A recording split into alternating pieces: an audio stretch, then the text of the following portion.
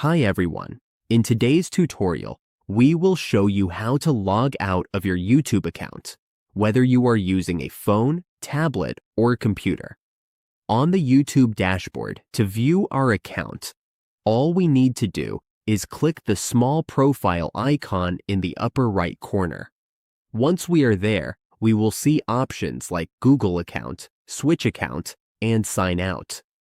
To sign out, we simply click Sign Out. Once we do that, our YouTube account is signed out. We can sign back in by clicking Sign In, either from the prompt that appears or from the left side of the dashboard. Signing out helps protect our privacy and keeps our account secure, especially when using a shared or public device. This works across different platforms and is a very simple process.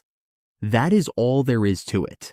We have successfully logged out of our YouTube account.